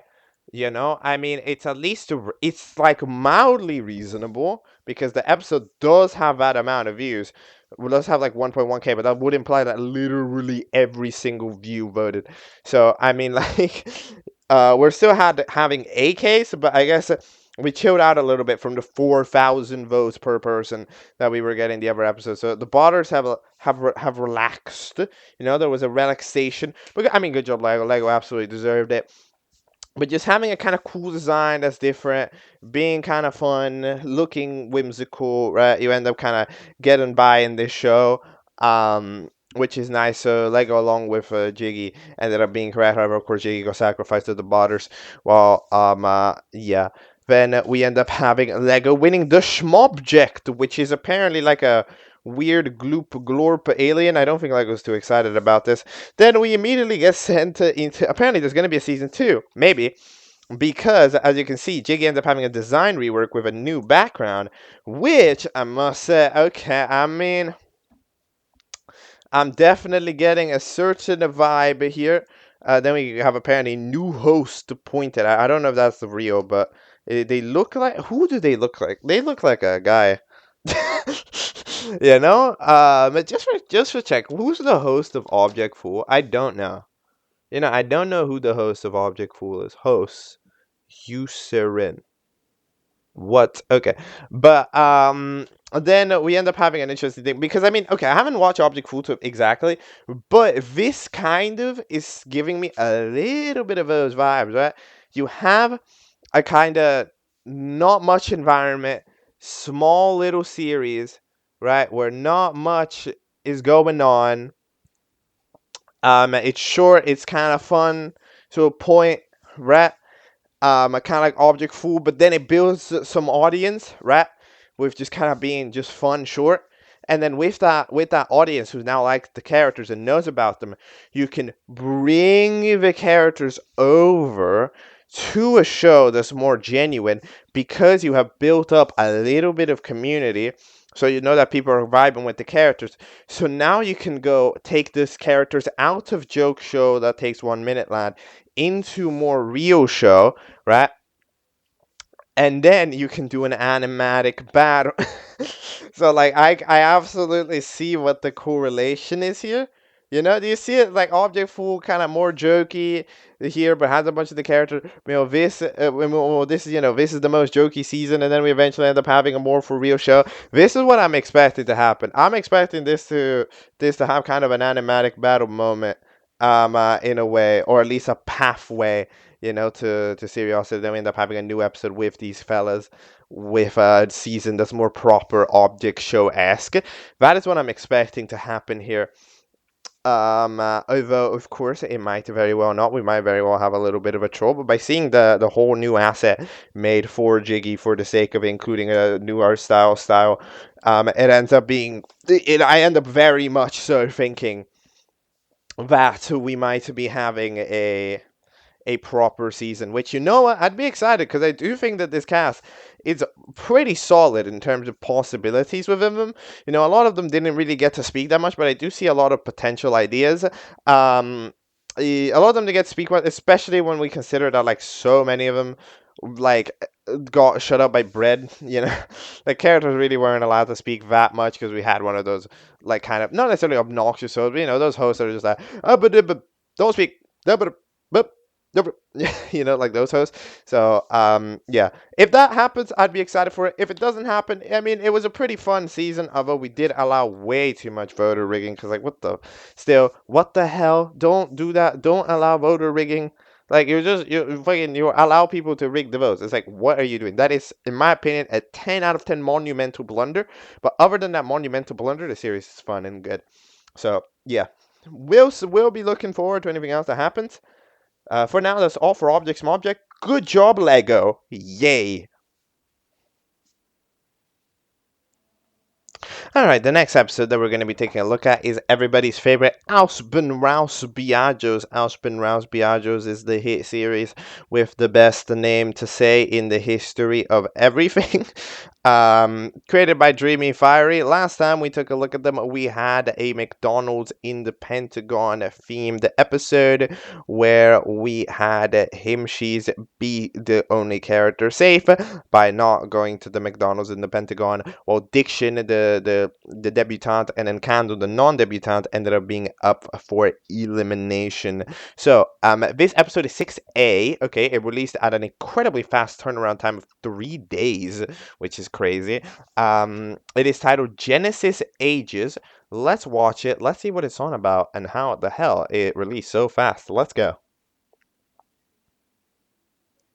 Okay, so I just watched the episode 6A of AOSBNRAOSBIAJOS, which is what in the world is happening in this episode. Okay, so Walmart disappears, goes into a multi-dimensional portal that they just have available. Or either willingly or not, that is not known yet. However, Sonic appears. Hello, Sonic the Hedgehog. OMG, appears. Um, and is going to be hosting. So then we have ourselves the intro to AOSBNRAOSBIAJOS, which is pretty solid. It's a pretty good intro. And then that means the candle is out, gets spin dashed on. What makes sense, you know, you don't want to eliminate the debutante immediately after they debut. You know, immediately as soon as they get to try challenge, right? So it's like fair enough, fair enough. But then your final challenge is to defeat Eggman.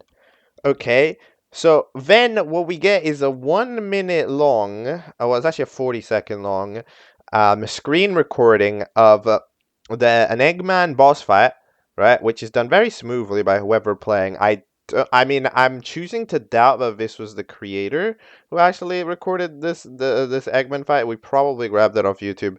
But then the Sonic sprite is roughly overlap with the Diction sprite, so that way it's Diction who's defeating the big old Eggman and absolutely styling on him as well, just demolishing them. So then they end up winning the challenge. However, they don't end up winning the challenge because we still have a vote to win. Between Diction and Himshis. So like, hold on, what was that for? What was the point of that? What was the point of that? Why? Okay, we defeated Eggman to do what? What was the point? It's like it's a final two, you know? Like it's a final two. What do you mean? Like you won. What happens now that you won? Nothing? You just nothing happened. You won, but nothing happened. Okay, good, great. Epic stuff. Um Diction is in the final two with him. I mean, presumably Diction wins because okay, I always say that debutantes never win, but I mean in this case we're either comparing character that just defeated the final boss, won the challenge, and did whatever, versus Himshis who didn't show up the entire episode, literally had 0 screen time. Who's gonna win? And it's gotta be Diction, right? Surely. I mean, unless it's Himshis because of the the debutant rule. But like, what in the world?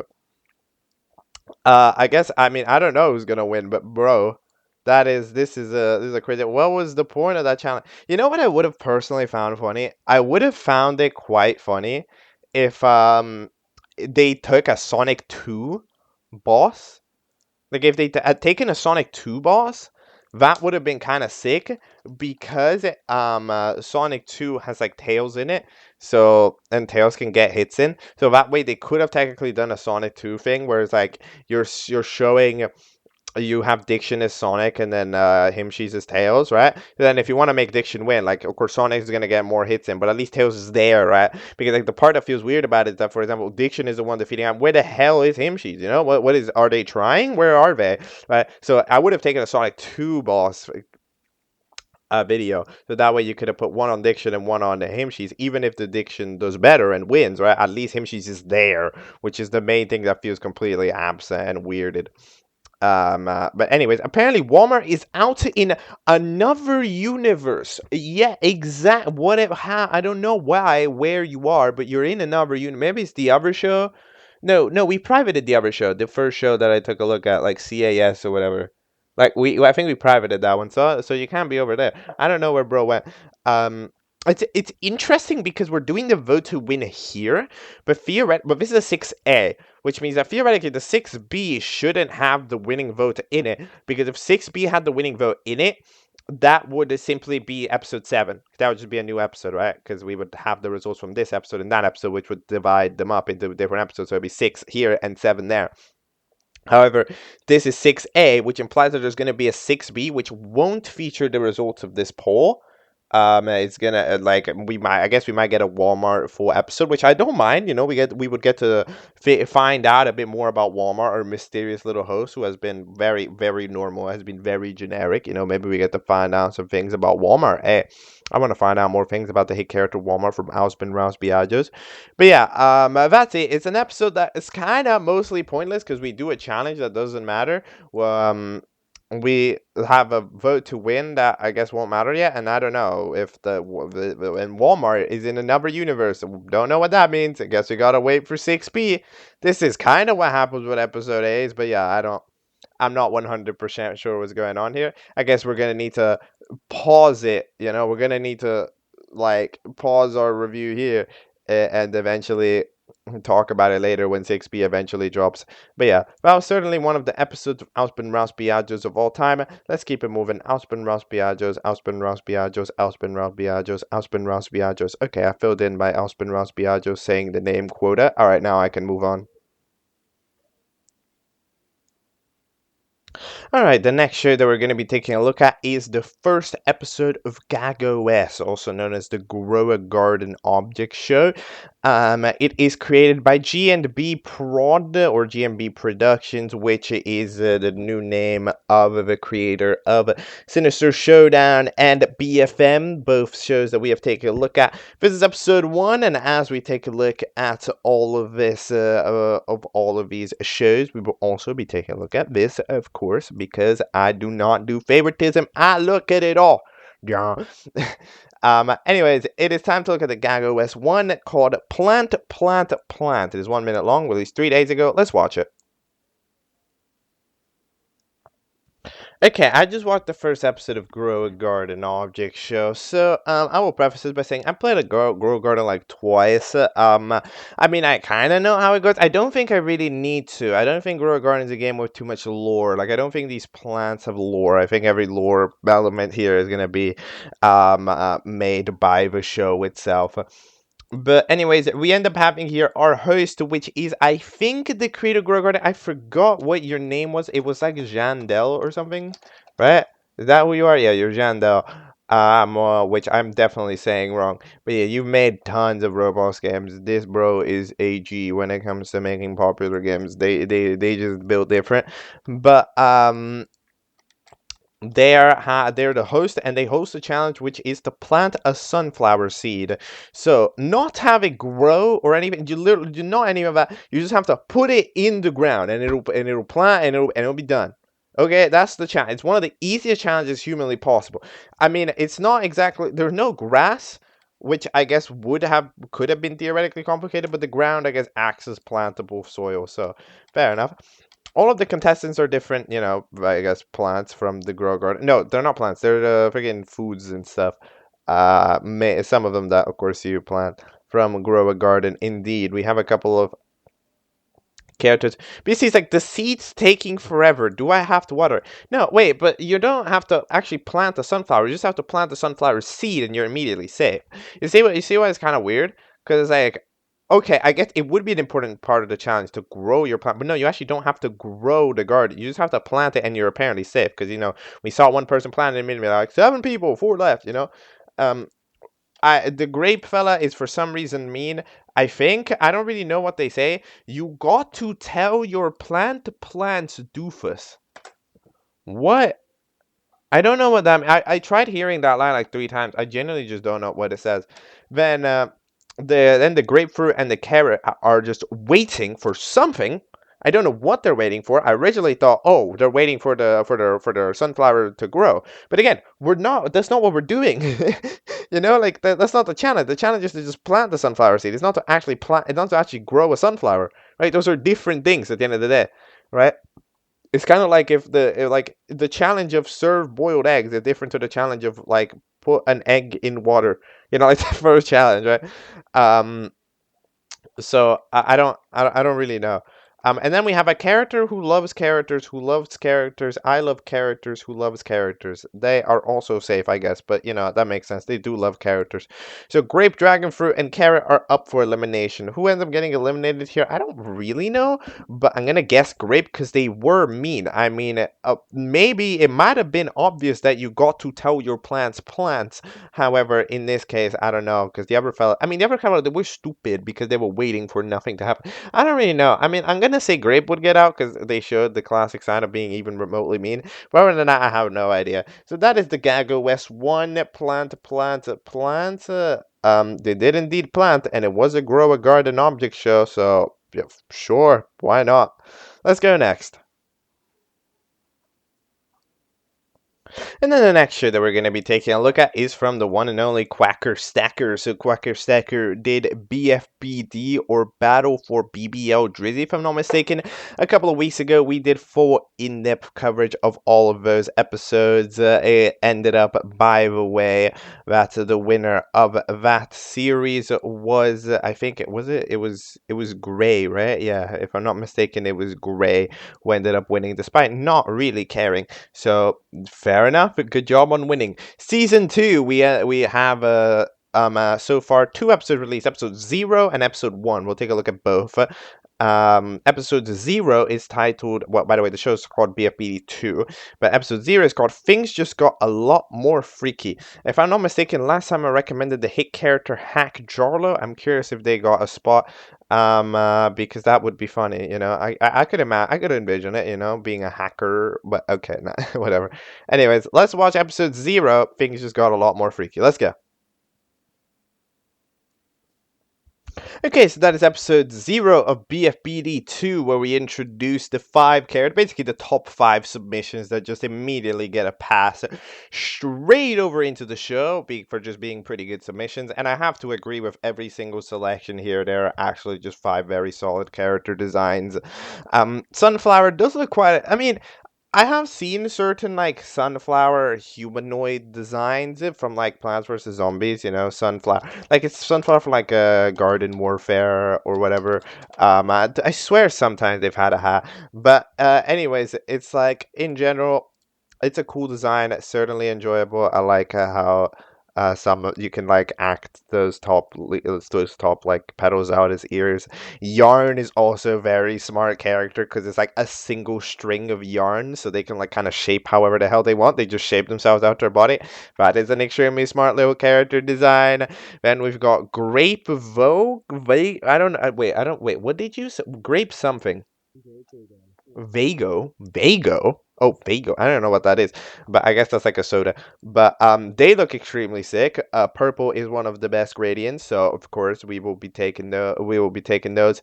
And then they're immediately doing a duo with Cool Crayon, who's a crayon but cool. You can tell because they have sunglasses, so that's nice. We got the cool characters, and then there's Lava Lamp, which hopefully might be a counteracting measure to a little bit more chaos of the cast, because it seems like a very high energy cast. Yarn seems very energetic.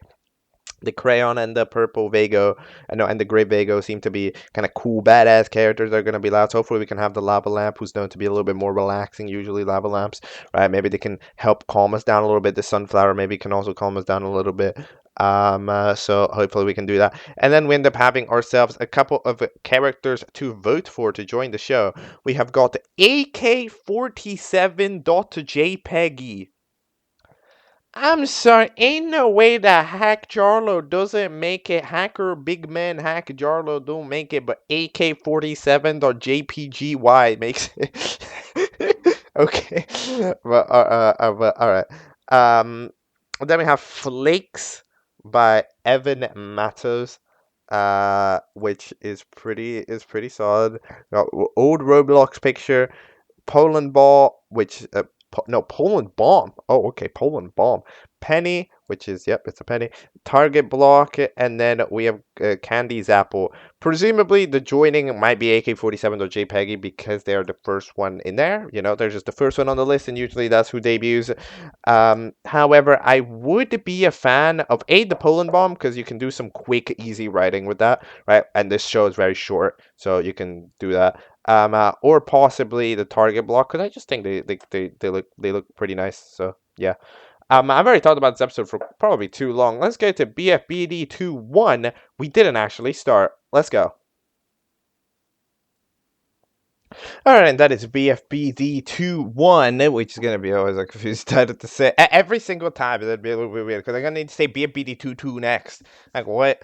But, anyways, we end up having the votes, of course, are being read out. That's the entirety of the episode.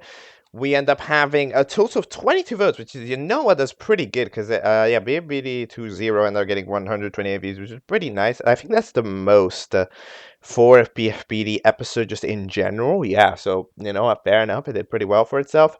And then it ends up, the rejoining is the Apple with freaking Candy's Apple. Yeah, the Candy Apple end up rejoining. They get a design, they get a new asset that's much more, I guess, normalized. It's pretty solid.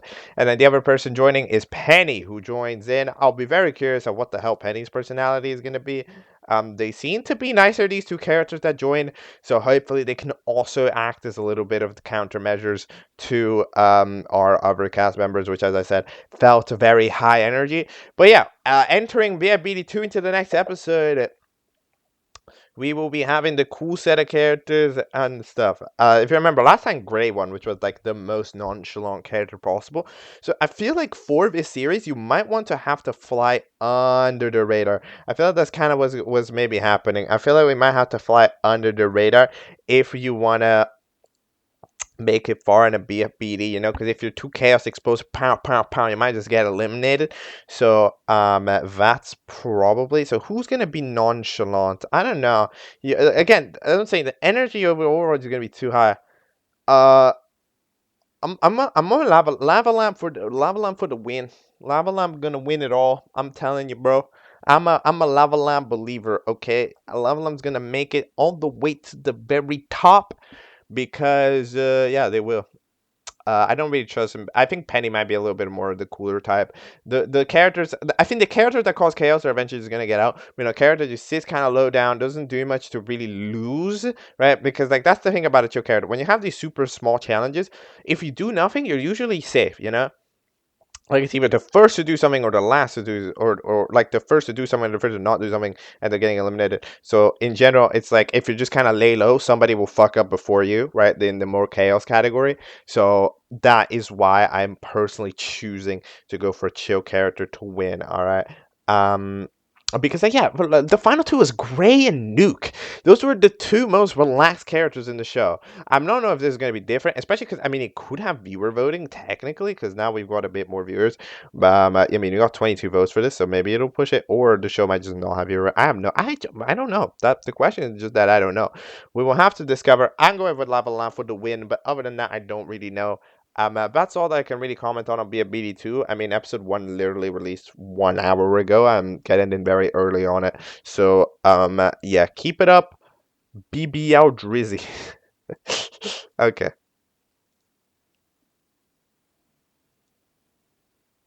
Okay, the next thing that we're going to be watching, it is going to be the second episode of Trophy Takedown 2. This is technically both a recommendation and an episode to watch, but we consider it as part of the keep up because I don't really consider the recommendation because, I'm going to watch it anyways. So this episode is called Calm Down. Just as I remember last time we had the first episode entitled Pizza Pizza, where we of course discovered our contestants. They formed a bunch of teams, including Team Pizza, a team Everybody Loves You, and then another team that I don't. Wait, did we form? Wait, were there 3 teams or were there 2 teams? I feel like there were 2 teams. No, there were 2 teams. Those were the 2 teams. But eventually, Team Pizza was up for elimination after not giving the show a background. So, let's see who's gonna be safe in episode 2, titled "Calm Down." Let's go. Okay, I just watched episode 2 of Trophy Takedown 2, episode 2. So, we have here a little bit of a more relaxed episode because we don't actually really have a challenge. But first of all, we get to discover one thing which I don't think was actually ever mentioned: the name of the host. I don't think we knew the name of the host. I don't know if I don't remember it, but I don't think it was ever mentioned. But the name of the host is called Animation Test, which is an interesting name for sure. Yet I kind of think that they're the different guy than the host because again they don't have a they don't have like a backdrop to them. They're just the lines themselves, and they take part of within the background itself. So like they're transparent, which is interesting. We have a couple of cool interactions. I kind of find them pretty fun. I like how emoji, depending on what emoji they turn in, kind of gains that power. So like if you turn into a car emoji, oh, you can drive away, beep beep. That's fun. That's a fun thing. Or like crayon, using the crayon to draw, right? That's kind of fun. I do appreciate the loud noise warning as well. I mean, it wasn't that loud, but like, yeah, it was mixed pretty well. But like, I appreciate the warning either way, nonetheless. Then apparently we end ourselves with the votes after a freaking animation test ordered the whole menu, and it ends up that Poisonita saved with 4 votes. Pizza and Green are saved with 1 vote, and that means that Emoji is eliminated with 0 votes. Unfortunate, but they're kind of like the most memey character, and you know what they say: people don't like a character with no asset, and even if Pizza doesn't really count, it's still more of an asset than Emoji, which is just literally the emojis. But oh well. I personally would have stuck him around for a little bit longer, even though they're kind of a trolly character. But hey, the voters did what the voters did. Then apparently we decided to put the other team up for elimination because the other team is up for elimination the other time, which sounds fair, except when you forget that this is a competition. Ain't no way. What did they didn't lose? They gave the entire show a background. The other team do nothing, and now we're gonna be tied again, as if this team did anything wrong. Ain't no way. This team do nothing wrong, and they're up for elim. And I like how they don't even protest. This team chill. To be fair to this team, they kind of chill. They're like, oh yeah, that's fair. No, it's literally not. But like, it's in a competition and we're losing because it's like, oh, you won this time fair and square, so now let me win because you won the other time. Wait, no, because I won the fair and square. So if we play again, I should get to try to win again. It's not that I have to lose, but like, okay, whatever. Who's getting eliminated? I don't know because we didn't really get to see them that much. I'm gonna say Battery because they were no. Well, we might want to save Battery because remember this is about to save. Oh god. Okay, I'm saying Lucky Block. Lucky Block gets out in a vote to save system. If it was a vote to eliminate system, I say Battery. I'm gonna say Lucky Block gets out, even though I do like the spiky teeth. Spiky teeth are always a good design element. But yeah, I mean, there's not too much to say about it. I do enjoy the additional interactions. However, yeah, it kind of sacrifices ourselves for a challenge, and we end up having no challenge in this episode, and the team is just put up for elimination kind of at random. So that's like the problem, like we end up having a full challenge focus and no interaction, but now we have our additional interaction, which they're cool. I like the interaction. To be honest, I enjoy the interactions. Like they're pretty fun interactions. It's just that we're having the interactions. It's like it's a pick and choose. You either have a challenge or you have the interactions. And we can't have both. That's not a thing that the show has had yet. We haven't been able to see the characters interact properly, but we also haven't really been able to see a challenge both happen in the same episode, which is unfortunate because those are the two elements needed to make a good stuff. Like the elements, some of the challenges I've certainly enjoyed, and here these little like talkings and stuff between the characters I've also enjoyed. Now we just have to take the puzzle piece and take the other puzzle piece, slash them together, and you got a good stuff. However, with these episodes, maybe it's the length or whatever, but like, it just feels that there's that one cordial piece that's missing, right? It feels like every episode is an A version of itself, basically, right? It feels like this is 2A and there's a 2B that's the channel, right? For example, episode 1A and then like 2B, then 1B is the characters introducing themselves. Like it's kind of, there feels like there's a missing piece, right? So far still, because eh. Anyhow, that's all I can really comment on Trophy Takedown to episode 2. Feels that there's a missing piece, but at least every component is there. It just feels that the components are divided into each episode rather than being combined into an episode to make a quality episode. Okay, I hope that analogy makes sense. Let's go next. Next segment. Alright, and the final thing that we're going to be taking a look at today, I mean, I did take a look at quite a lot of stuff, but I didn't want to necessarily take a look at too much stuff. So some of the bigger things that have released when we created, we're going to be leaving that for, of course, the next couple of days, alright? So that's all cool. The show that we are going to be focusing on right now is going to be Battle of the Minis. So Battle of the Minis apparently had an episode 1 released. It is created by Percy Roblox. Percy Roblox is the creator who made a Battle of the Objects, which we watched a couple of times. I think about twice we covered it on the channel for episodes 1 through 4 and then eventually 5A. Well, this is probably, I think, a new show, 17 seconds long. Battle of the Minis 1. Please fly. Let's watch it and let's talk about it. All right. Well, there's about as little of a thing that I can talk about as humanly possible. I literally cannot talk about anything. There's nothing to talk about. We end up having So we end up having a host which introduces themselves for the first 10 seconds. They're apparently called a green note. I don't know. It's because is it like a dollar note? Because it looks like a dollar note. Maybe it's like a green dollar note. But I mean, all dollar notes are green already, so I don't. A green note, okay.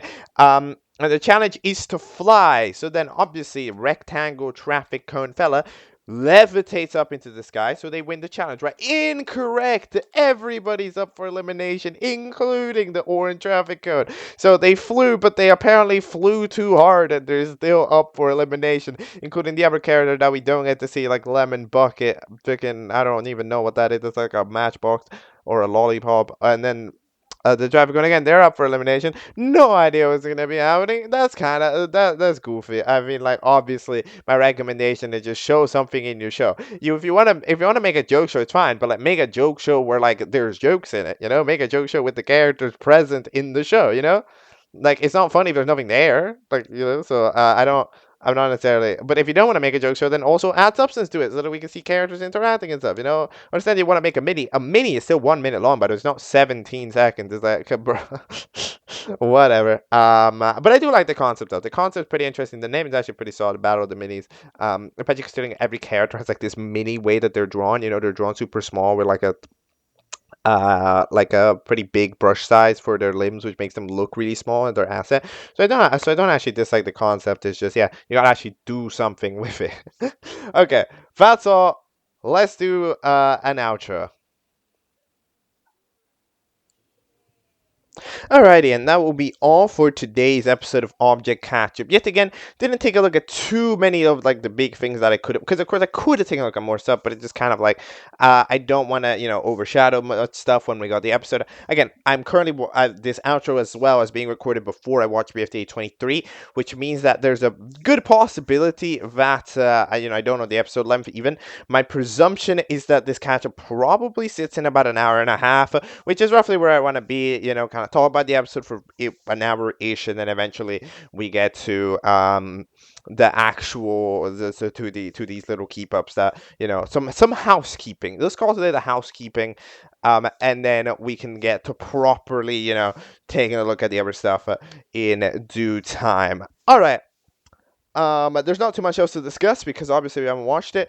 as to point out, is Object December. I still am not 100% sure what I will do with that. I might take special coverage. The thing is I'm holding back a little bit on doing that because I'm a little bit like kind of half concerned that, oh, I might not be capable of delivering full coverage because it's December and you never know what happens. You know, in December, right? It's gonna be Christmas. Maybe I'll be gone for a while, right? And I won't be able to give a special coverage. So I don't really want to promise and then have to take it away. So I'm currently just not promising, but I will be definitely keeping a keener eye on the shows from Object December. Okay. Anyways, that's all for today. For the shows that we watched, we're all caught up. See you next time. Goodbye.